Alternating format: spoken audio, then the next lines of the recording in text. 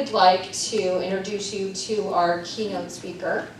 She is Whatcom Community College's Director of Computer Science and Information Systems. Corinne Sand is the Director of the National Cybersecurity Resource Center, funded by the National Security Agency, and Principal Investigator for CyberWatch West, a National Science Foundation-funded Advanced Technological Education ATE regional center that works to grow and strengthen the nation's cybersecurity workforce. She also serves as a co-principal investigator of catalyzing computing and cybersecurity in community colleges, or C5. Through her efforts, Whatcom Community College became the first national center for academic excellence in cyber defense, two-year education on the West Coast. She holds several industry certification, and she co-organizes the Pacific Rim Collegiate Cyber Defense Competition with Highline College. And in recognition for her outstanding work as an advocate for cybersecurity education, she received the 2016 Pacific Region Faculty Award from the Association of Community College Trustees. So it's our pleasure to have you here.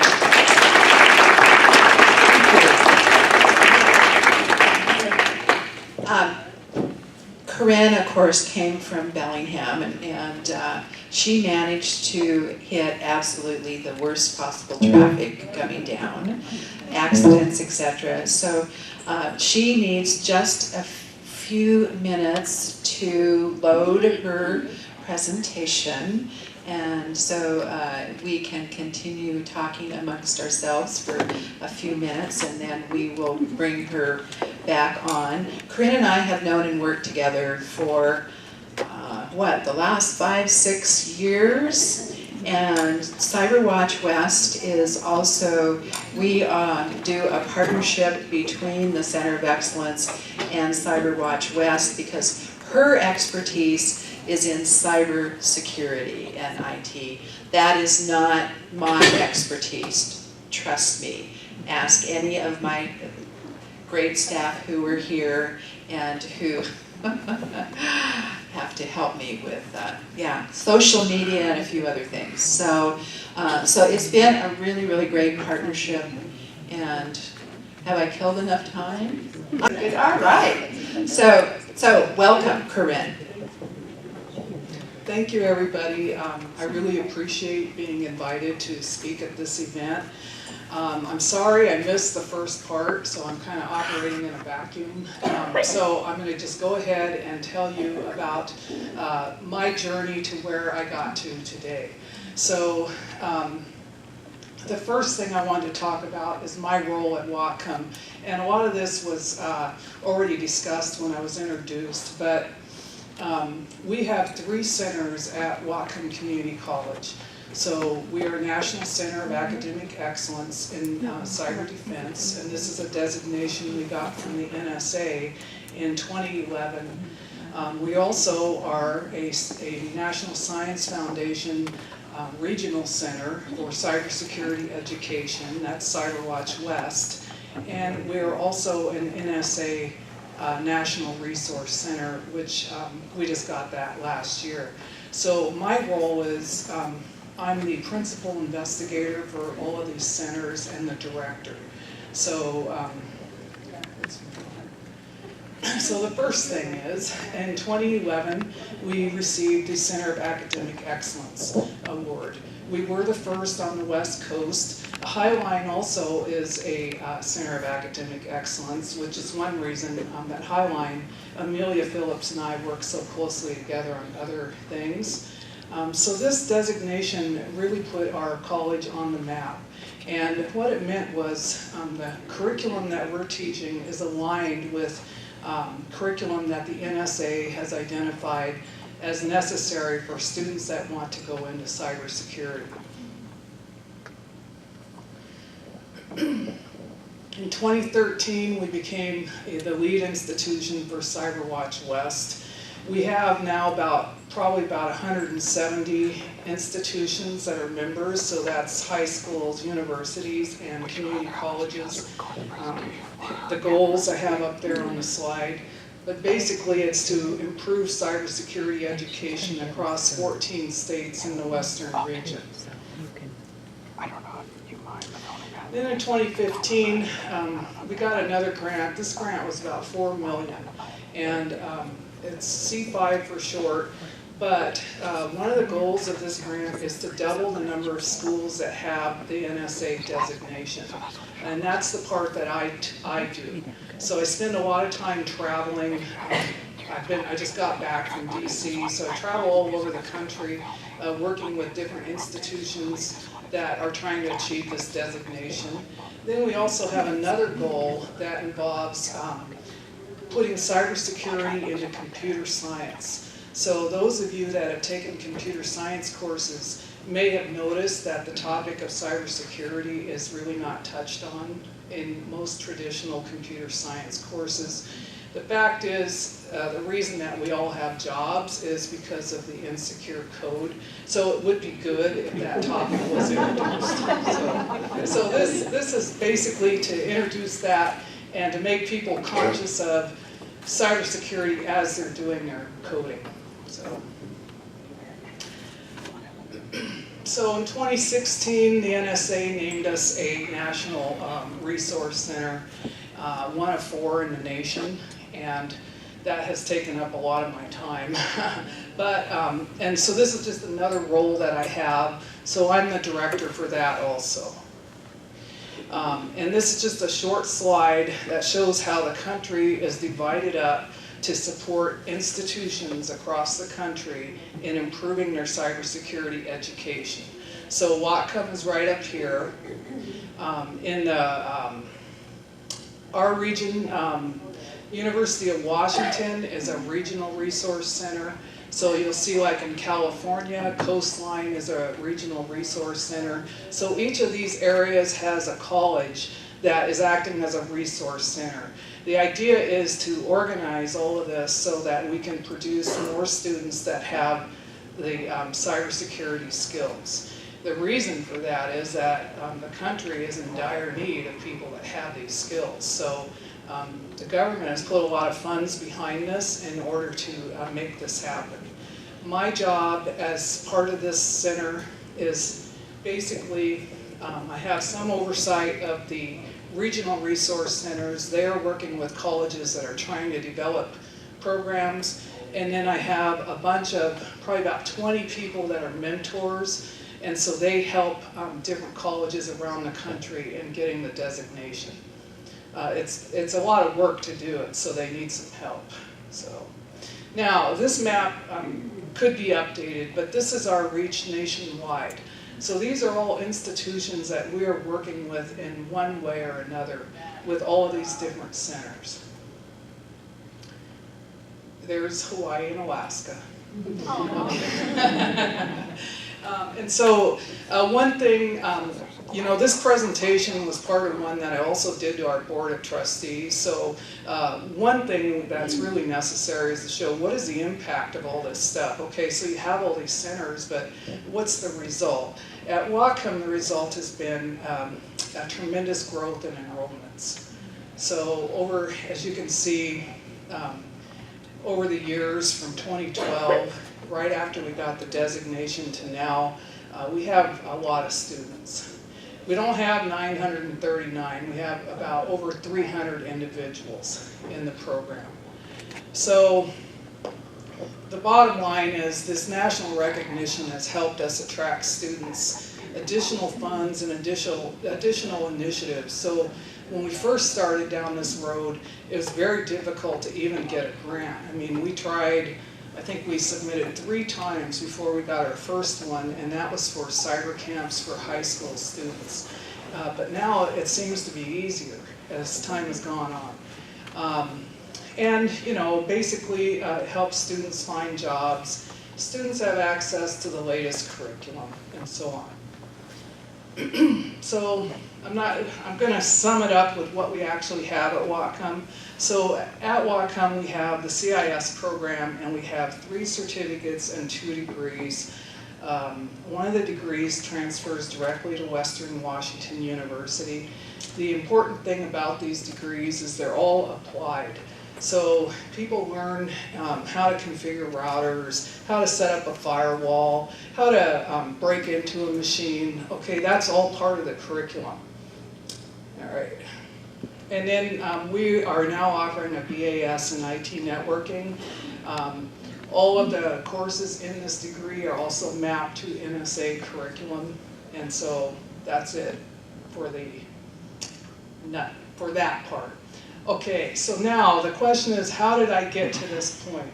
So I did not just walk into this job.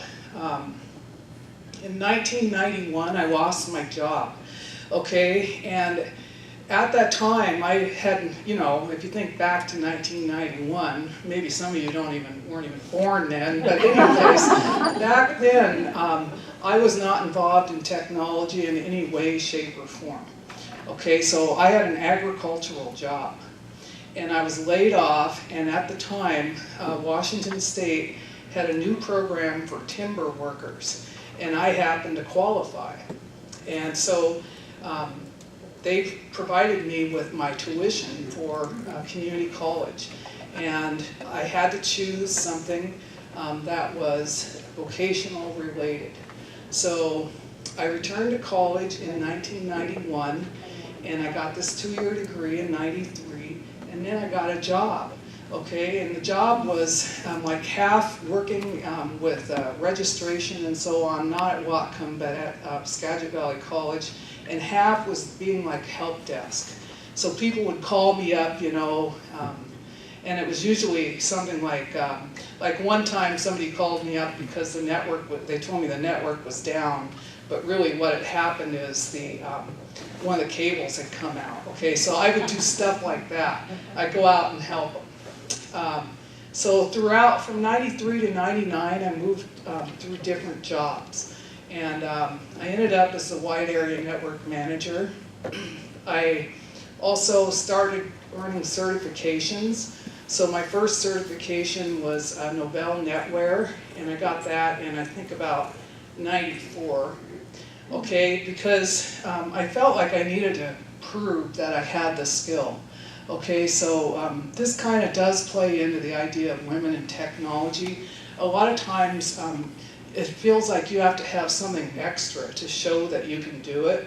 And so that's how I felt. So I studied in secret, nobody knew. I took the test and I passed, and then I showed up and I showed everybody. It's better to do it that way than to take it and fail and then tell everyone. So, okay. So then in '99, I got this call, and I was told there's this position up at Whatcom, and so I thought, well, I'll just try it. By that time, I was very confident in my ability to get a job. Okay, so at that time, there was a big demand for people in IT, and there weren't a lot of people that could fill that demand. So I didn't think it was that risky, okay? Also, in the job I had, I didn't feel like I was going anywhere, and I wanted to do something new. I'd never taught anything, okay? I was helping one instructor at night teach a Cisco class when I got this call. It was the first time I'd ever done it, and I thought, I'm just gonna try it, okay? So then I got hired, and so I started up there. And as I was working, I also completed my 4-year degree, which I already had. I had about 3 years of a university degree. So I completed that. Then I earned numerous certifications. They're just ongoing. So Cisco Certified Network Professional, Security Plus, SANS Incident Handler, which I had to renew all these things every 3 years. And that kind of plays into another where I'm trying to prove my ability, you know. Also, I felt it was an integrity thing because I was teaching these courses and I felt I should have the cert. Okay, so if I'm going to teach Security Plus, I should have the Security Plus. Okay, and then I got a master's degree in Information Networking and Telecommunications in 2004. Okay, so the first question is, how did I get started in technology? Okay, so I always like to know how things work. And that's even as a young child. I just like to know how it worked. And I like solving problems, I liked learning new things, and I'm used to working hard. Any person that has those qualities will do well in technology. Okay, because the whole field is figuring things out. It's constant, figuring things out, like, you know, how come this machine has a blue screen of death? How come the entire network is down, you know? So it all comes down to the same thing. You're figuring things out, and you have to like that.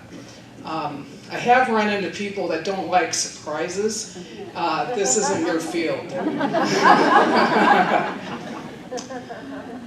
So I had the opportunity to return to school, and I needed to choose the area of study. And to be frank about it, my husband talked me into it, because I didn't think I could do it. I really didn't. I mean, I looked at those courses. There was electronics. There were things I had never studied. At that time, nobody had computers at home, or very few people did. So it wasn't like people grew up with it. And so I was actually looking at going in this office, you know, like to be a secretary. And he told me I should just like try it. So I decided I would. The funny thing is, then the school tried to talk me out of it. So I went in to see the advisor, and they told me this is not the field for you, you know, and they tried to steer me into the office work. And at that point, I just decided I was going to do it, because I didn't really have anything to lose. I was unemployed, you know, so. So here's 1991 from what I can remember of that time. So we had floppy disks. There was a big innovation, the 3 1/4 or 3 1/2 floppy disk from the big 5 1/4. The World Wide Web just became available to the public, so there was no internet. There was no, you know, I'm going to Google this. Okay, so I'm really good at teaching stuff to myself, and so when I wanted to do something, basically I would have a list to go to the library, look it up in the card catalog, okay? Okay, this is the world. It was changing around that time. I remember upgrading from 2400 to 9600 baud card for dial-up, okay, so modem, and that was like really fast. And in my 2 courses were in DOS. I don't know if DOS 5.0 was just released then, but it was a big innovation, because we went from Edwin to Edit. And some people in here might know what that means. Probably nobody knows what it means. But anyways, everyone was all excited. Okay, and networking consisted of, if you're going to put a DOS machine on a network, it involved manipulating the memory in order to load the driver. So this automatic stuff where everything's just there, you just click on, none of that was there. So you could spend hours just trying to get a machine on the network. Okay, so that's what I experienced in school. So if you think about that, that's the education I had. Okay, and from this time to now, all of these new things came out. Wireless came out. Okay, basically the internet, the technology revolution, the cell phones, all of that came out between this time and now. So one of the things I do want to emphasize, if you're interested in being in this field, you have to keep up. So you have to really like it. And I'm talking about hardcore technology. So like if you're a network manager and you're having to configure switches and routers and things like that, you have to be prepared, like I was when wireless came out. Because now I'm going to have to figure out, you know, where to put the access points, how to make sure everything's secure, and I have to learn that. Okay, so that's a big part of this field. Okay, so positive experiences. I found this field to be wide open when I started. Okay, it's starting to become professionalized now, but at the time, if you could turn on a computer, you could probably get a job. Now, I do have to say that there was a lot of bias against women, which I'll talk about later. But it was wide open. So as an example, the web server for the college.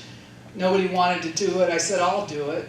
And so now I'm the webmaster, you know, so I had to learn how all that worked. I had to set it all up, and I had to make it happen. And I enjoyed that. Okay, you're able to exercise creativity. So a lot of people don't think of, especially when we're talking about hardcore technology where you're actually taking care of the machines and stuff. A lot of people view that as, you know, cold, I'm in the background, I'm not talking to any people, and it's not really like that. Because if you go back to what I said before, a big part of this is solving problems. The way to solve a problem is if you have a creative thinking.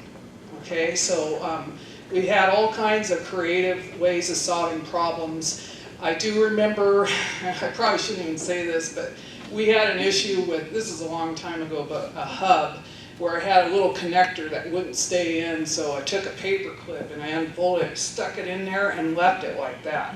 And it could still be there, I don't know. But there's things like that, okay? Also, everything is constantly changing.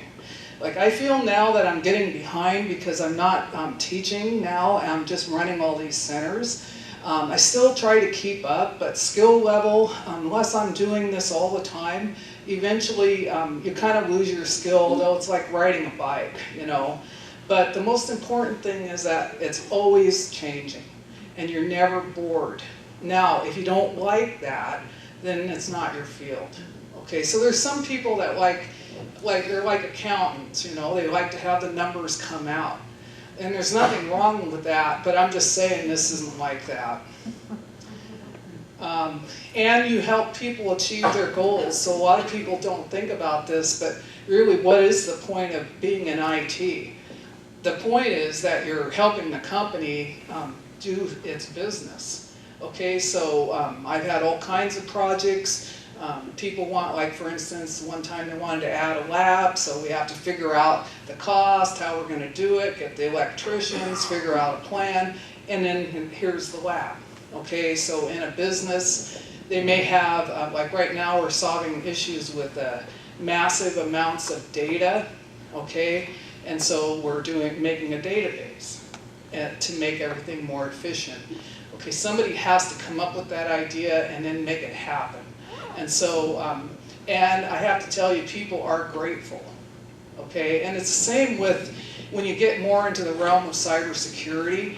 And I have been involved in, aside from the teaching, I have been involved in other side jobs, okay? And one of them involved incident response. So like, if an organization gets hacked and they don't know what to do, okay? If you're the person that can guide them, they're also grateful for that. So you're drawing on the knowledge that you have, but the most important thing is to realize you're helping people do this.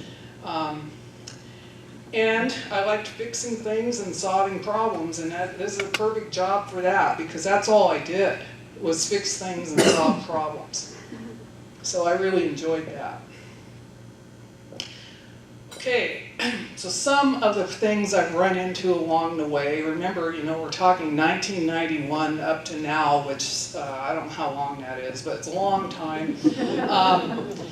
Societal pressures to conform. Okay, and I don't think it's as common now, but it was unusual for a woman to like fixing things and solving problems.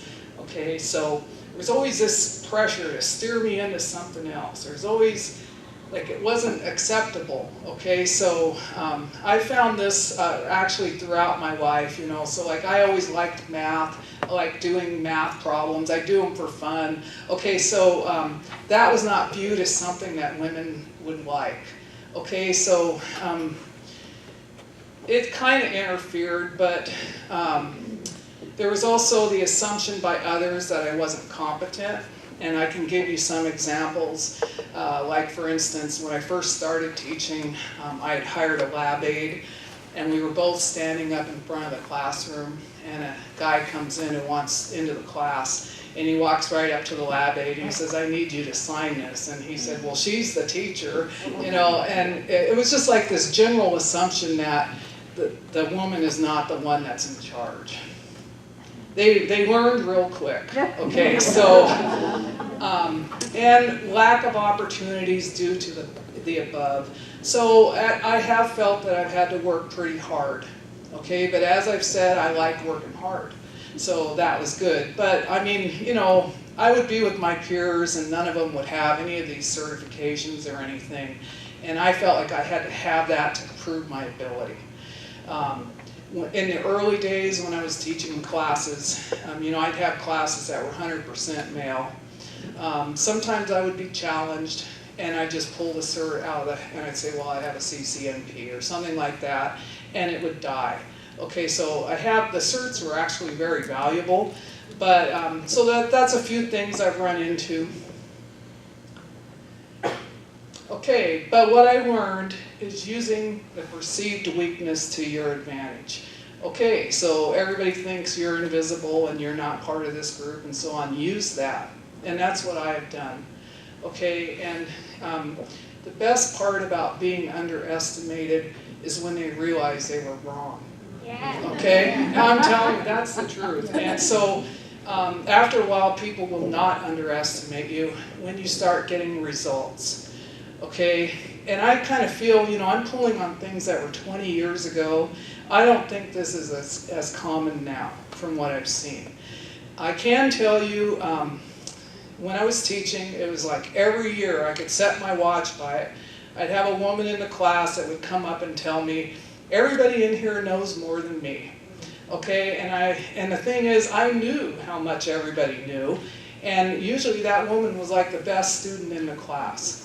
And so, and I would tell her, it's not that they know more than you, it's that it's the way they act. It's the way they're acting, okay?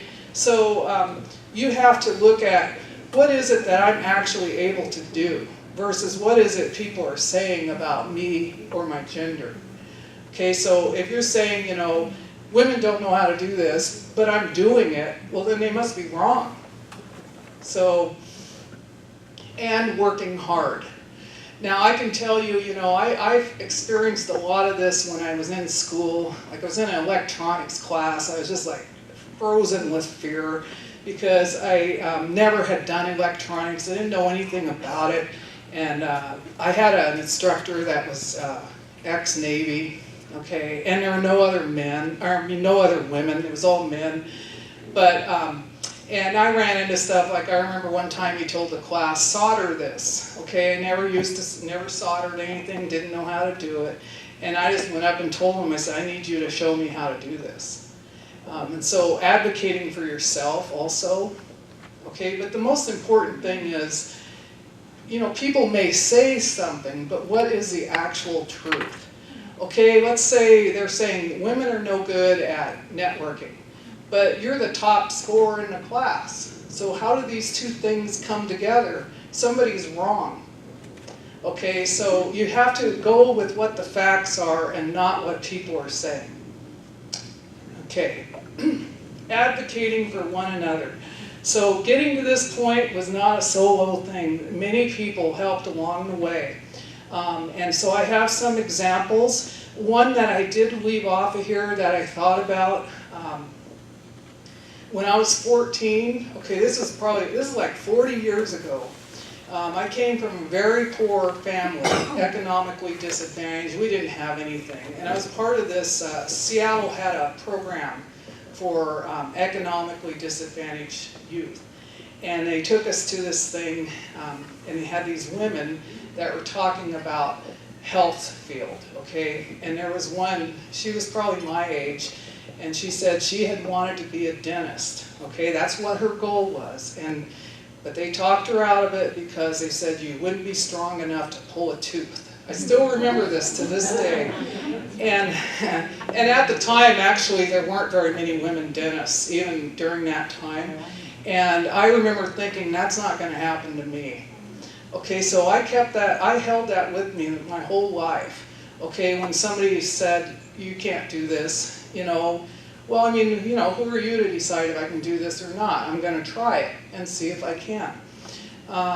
So along the way, when I was in school, I was trying to get experience. Okay, we were dependent upon my income. I had to get a job.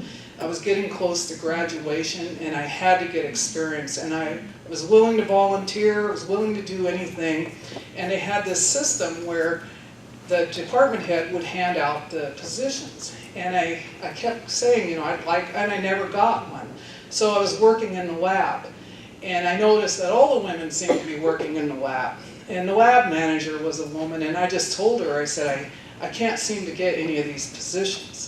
And I realized I was sitting in front of my computer and this email comes out, there was this job, and I replied immediately, I'd like to do that, and I was told it's already been filled. So I went to her and I said, I don't know what I'm going to do. So she started, all the jobs went to her first and then to the head, so she started giving them to me first. And so I did like 3 different things. 2 of them were volunteer, but I used all that for my resume. So she helped me out. My first job in IT, a woman encouraged me to apply and helped me along the way. I know when I started out in IT, starting out at the beginning, I was always like just scared, you know, because I'd get a call, I never knew what was wrong with the machine. I'd come walking in there, it could be a gigantic disaster or something really simple, and I have some person there that was all excited, and it was just like really nerve-wracking, you know, and it was good to have somebody to talk to about that. And in the first teaching job, that happened because a woman I knew called and said I should apply. I never would have applied for that. I was just, you know, at my job working away, and she asked me to apply, so I said, okay, I'll try it. All right. Okay, navigating the waters. Okay, this is very important. So I've received guidance throughout my career from those that have gone before me, and I've listed some of them. So it's very important that you have somebody you can ask advice from. I personally had difficulty because I came from such a poor family and I had worked in these jobs like canneries and stuff, working in offices and things where they were brand new to me. So just navigating the waters, learning the language they speak and that kind of thing. I had people I would go to and just say, I don't understand how this works, okay? And women in power, that brought accomplishments to the attention of decision makers. So many other women have worked on these projects, these centers and things. That's not just me. There's a lot of us that are involved in this. Some of the things that we have been able to achieve is because somebody thought it was a good idea and took it forward on my behalf.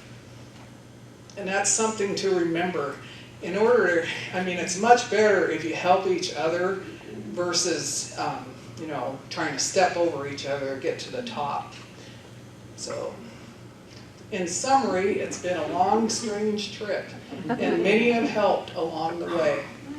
And I think that pretty much is it. So, do I have any questions? Oh, yeah. How does that work? Okay.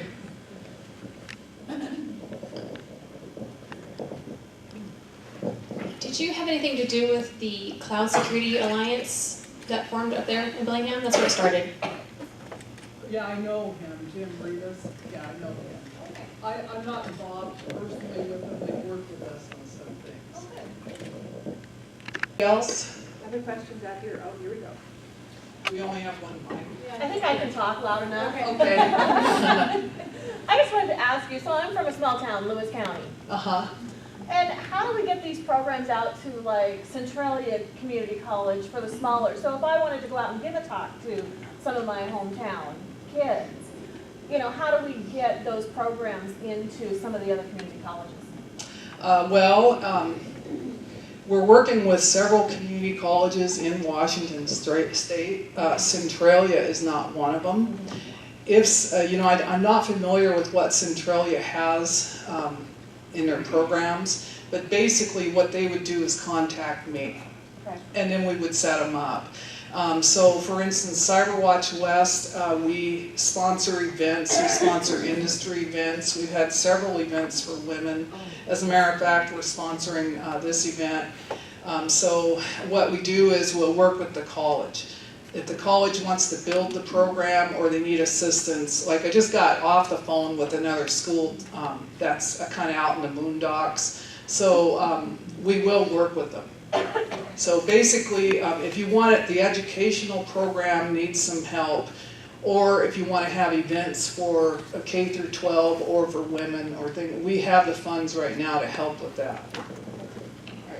Corinne, I just was reminded, thank you, sir, in your area, Centralia College hosts the Center of Excellence for Energy Technology, which also deals with IT, etc.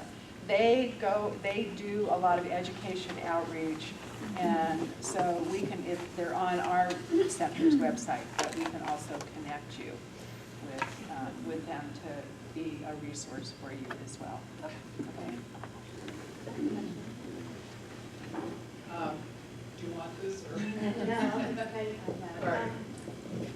how does one change lanes in technology? You were talking about how the field is changing so much, and when these new areas of specialization, start out and you want to get interested and involved in one of those other fields, how does one leverage what they've already got in one area and then move into another area without having to start at the bottom again? Okay, so, a lot of it depends on circumstances and what kind of a company you're in. If you're in a company that's very rigid and they have a pathway, then you would have to follow that pathway. For me, basically what I did was go learn all about it. Okay, so that meant I went to training. I may have gotten a cert. I may have gotten some hands-on experience, and then I would just say, I want to do this now. Usually what I would do is take opportunities as they came up. So like, if we don't have anyone who can do this, I'll say I'll do it, and then I'll go learn it. So one thing about technology, and this is in my classes, I had students that were working full-time, and I still remember one I had, he said he came into work and they put a PIX firewall down in front of him and told him, now this is yours. Okay, he doesn't even know how to get onto it. Okay, and so that's how it works in technology is as the new things come out, you need to learn about it. And if you have a natural talent towards certain things, a lot of people will gravitate that way. Okay, anything else? Yes? I actually just want to make a statement, and that is, you've talked about how you constantly felt the need to keep, accumulating certifications and validation, really, as you're moving along. And I know that that's in some ways unfair, but at the same time, look where you've ended. Yeah. And I think that the place that you've ended ends up helping so many people that, being a lifelong learner and having an open mind to constantly learn, it only benefits you in the end to be that aggressive. So good for you. Oh, thanks. I do have to say though, part of this is integrity, because I've always felt, if I'm teaching a Cisco class, I should have the cert. If I'm teaching Cisco CCNA, I shouldn't be up here teaching it if I can't pass that test too. And so that also drove why I was getting the certs. But it's a shortcut for if there's any doubt whether I can do this, here you go, here's my cert. Then I hear people say, well, certs don't really matter. Well, whatever. Okay, so. Okay, anybody else? Yes? I was thinking takeaways as I listened to all this, what things resonate with me. And you've got to advocate for yourself. Oh my God, yes. And don't ever let anyone define who you are or what you can do. Never, ever, ever. And the fact of the matter, the other issue for me is, you know what? Life is not fair, guys. And so you just can't, it's just like, it's not fair. certain people, certain things will happen that are not fair. You've got to just think about moving yourself forward. I think that message from you was just exceptional. Thank you. And I would say, I mean, anytime you have doubt, okay, if somebody's trying to say, you know, she doesn't know how to do that or whatever, you have to ask yourself, is this true? Okay, I'm looking at the facts, okay, I just finished configuring this router, I did it before anybody else, it all works. Okay, so if you're saying I don't know how to do this and I just did it, then the question to myself is what that person's saying is true? And if the answer is no, then ignore it. And that includes yourself. Okay, if you start telling yourself, I can't do this, I can't do this, well, you know, really, is that true?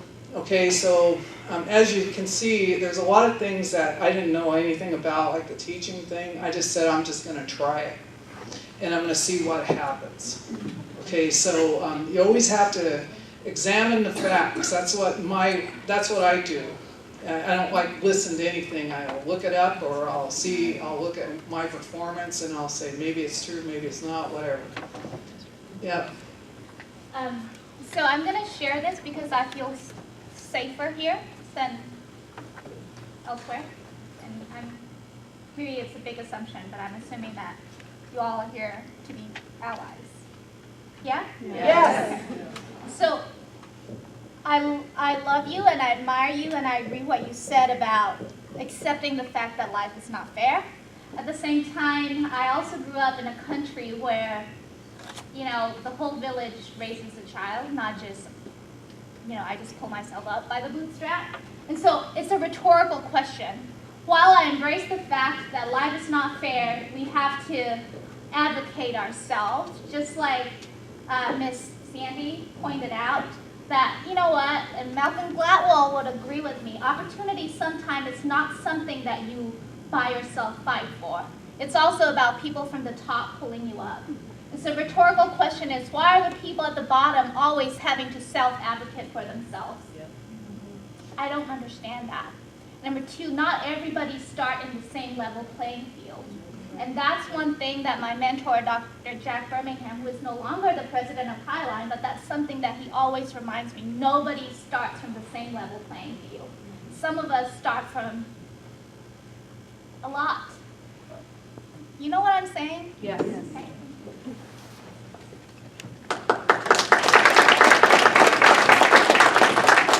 Okay, any other questions? Yeah? I think a kind of correlation to that. I don't think that anyone would question each other's job competencies. It's not the soft skills that are so cumbersome professionally now. And regardless of knowing how well you are performing your job, it's the non-job related skill set that's usually judged.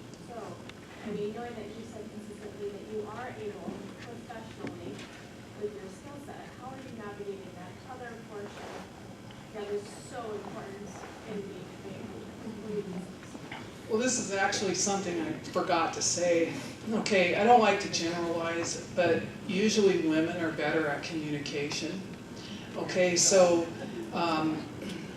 one benefit, first of all, I want to say I don't like talking in front of people, and I never have.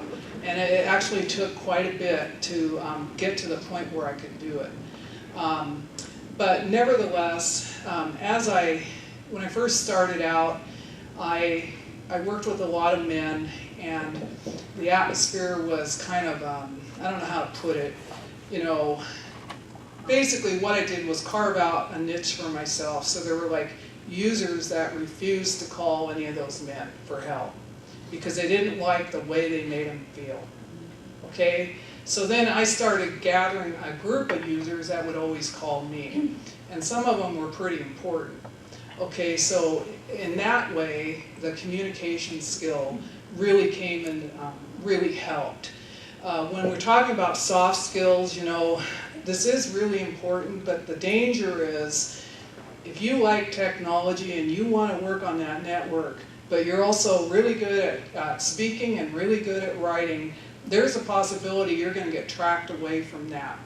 People that will succeed in like networking and other things, the best ones are also able to communicate very well.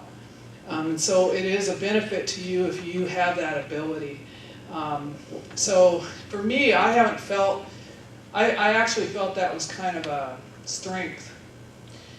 Keep in mind, you know, we're talking about a community of people that hardly ever talk to each other. So maybe if I was in a group of Hollywood actors or something, I would be at the low end of the scale. But when it comes to the area I'm in, it has been helpful to me.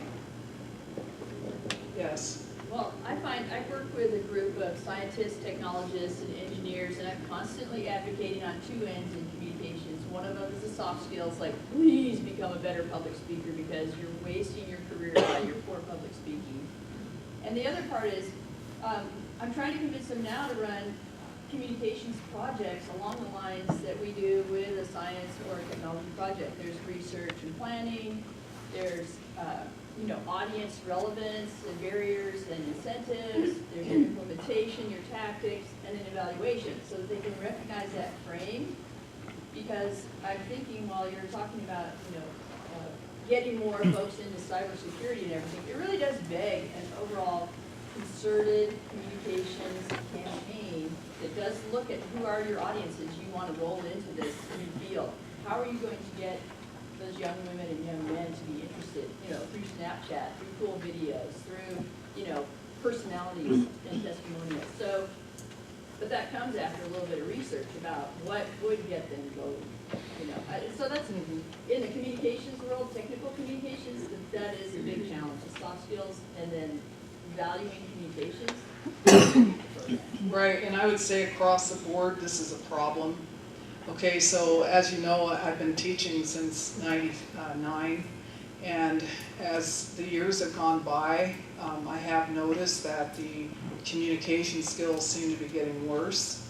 So people aren't as verbal as they used to be. And the problem is that when you go into a company, people are expecting that you're able to present your ideas.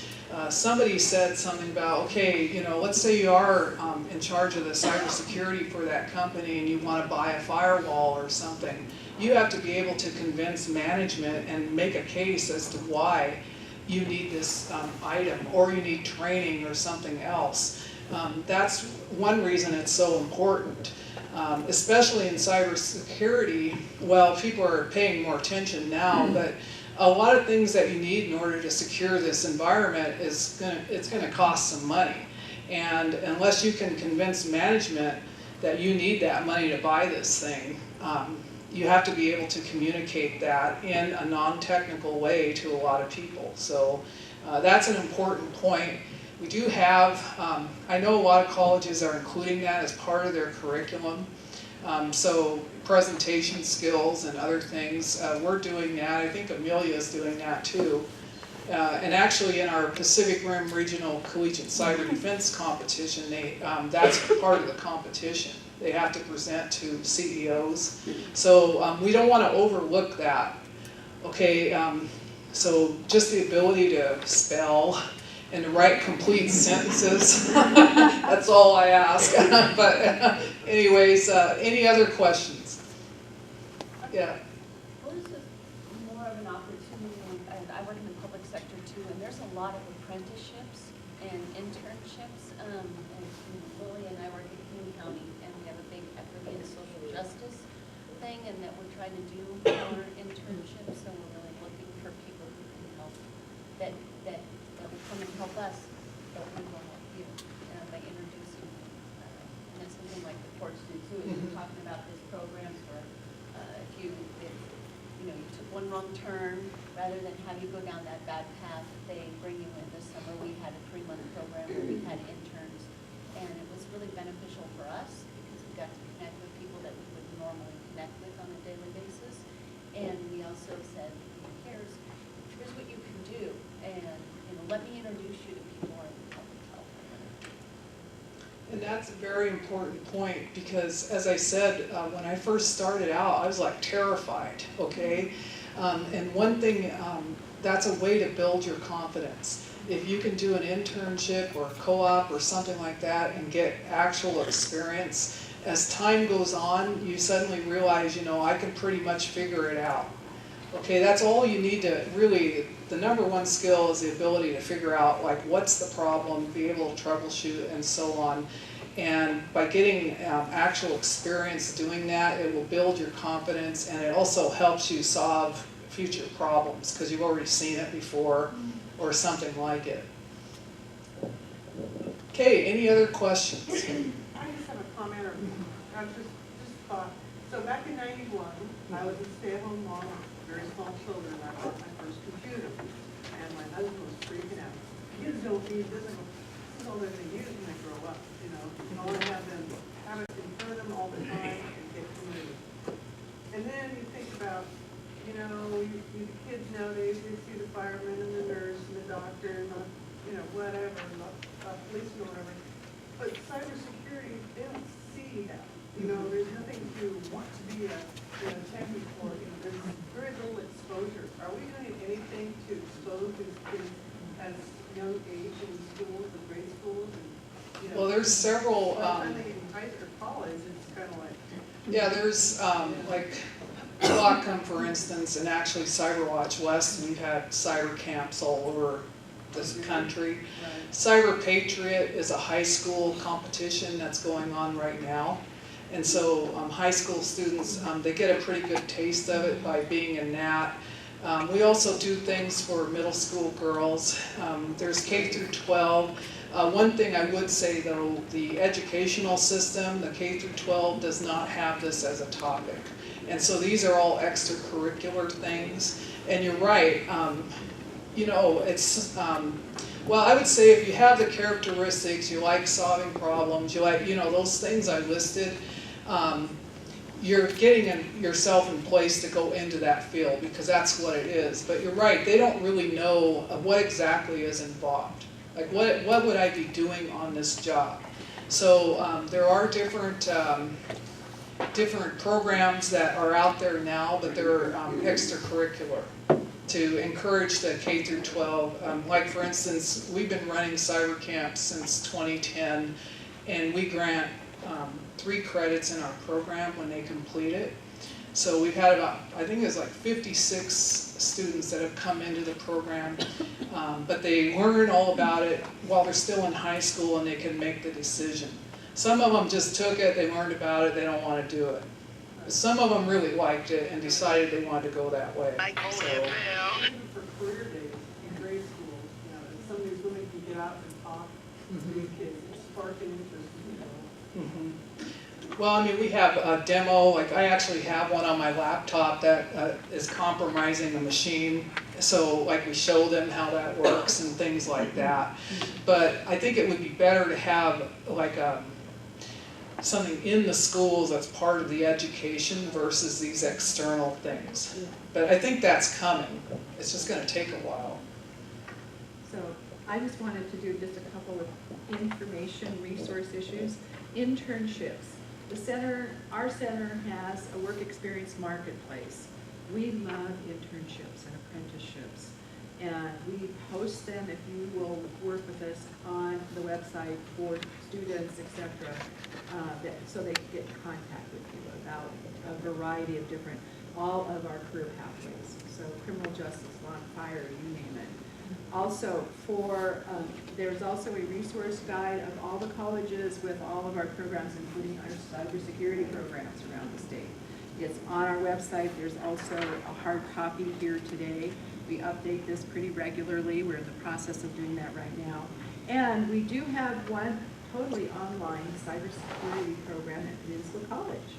It is an AA degree, so anyone who thinks that they can't, that want to look at getting a cybersecurity AA degree, there are several colleges that offer them. We do have one college that does have it all online, so please look out in Port Angeles. So I just wanted to give them a shout out because they're not here today. As far as I haven't seen him. Right here. Oh, I'm sorry. So there she is. You can. I'm at Fort Townsend campus, but Okay. we do have students that use our learning center to complete their assignments. So Peninsula also does offer the HSEM, Homeland Security Emergency Management AA degree as well. And I would add that Highline is very strong in forensics. Yes. And so they have several good programs, and Amelia back here is actually the author of a forensics textbook that's used, a lot of colleges use it. So I think my time's up, unless there's any other questions. Hey, let's give her a big hand.